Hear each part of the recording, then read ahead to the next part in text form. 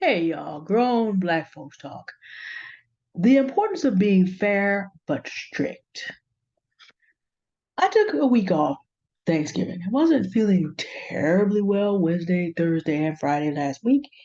And I then had topics I wanted to talk about, but a lot of stuff has happened in the YouTube circle and also in my personal circle, good and bad. Nothing that has like impacted me terribly heavily as a person, but because it's impacting people that I care about, it impacts me.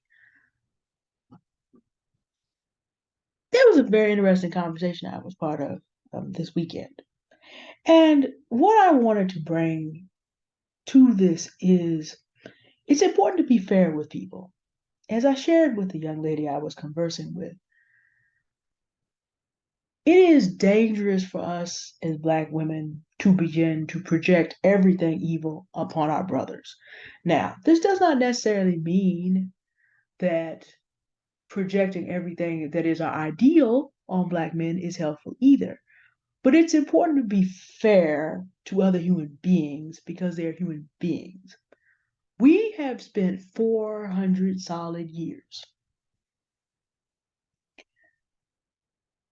in these United States, and even when they were the British colonies, of living with people who some to this day think that because we are Black, we should be treated as subhumans so that then we can become the dumping ground for all evil.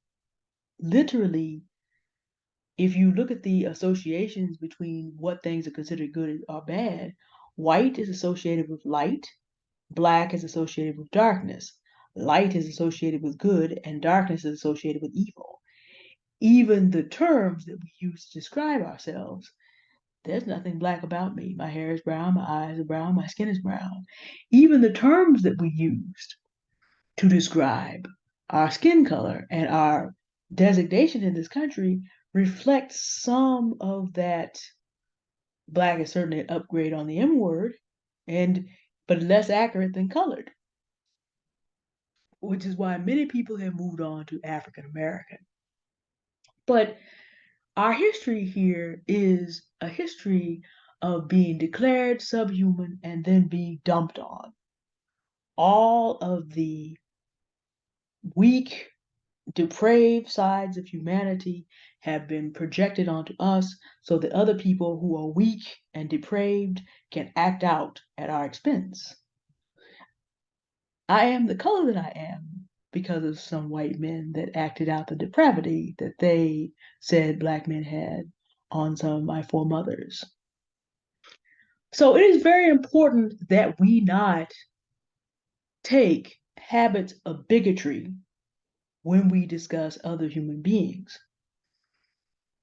even and especially when those other human beings are Black people, and Black men are about half of African Americans and about half of the African diaspora and on the continent as well. We have to be fair. Now, specifically, the conversation was about someone who is giving out useful information today but has a past. And a lot of times we as Black people do something that is very, very damaging to our advancement in the world. If we don't like the person, we don't like the person, we don't like what they're saying, we don't want to be challenged by the truth of what they may be saying, we will go look up their whole history and we will find something about them that we can in a bigotrous, it's not quite a word but we'll use it for now, way to discount everything that they are doing. It may be 10, 20, 30, 40 years back. This is not fair to the person, nor is this fair to the person doing it, because it causes us to personalize things too much.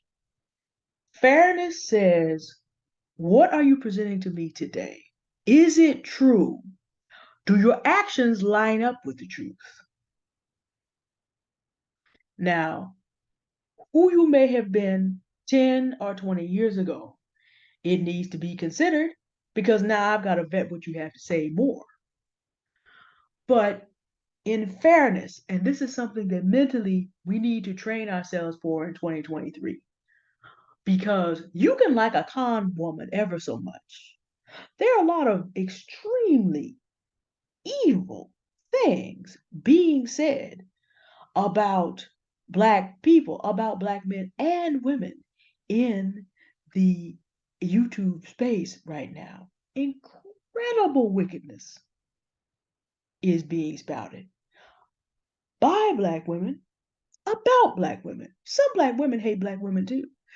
They see Black women, not them, as another form of chattel for them to use up to build their online empires. There's plenty of them out there. So, but then because we think that they're the right kind of person, we will discount someone who does not fit what we think we should be dealing with. And the other thing that causes this unfair both to the person and to us listening, truth has a way of being true. And sometimes you will miss something you really need to know because God will humble you by putting it in the mouth of someone you don't want to listen to. So you keep on in misery. You keep on suffering because He is going to allow your pride to keep you right there until you humble yourself and see humans as human with all their limitations.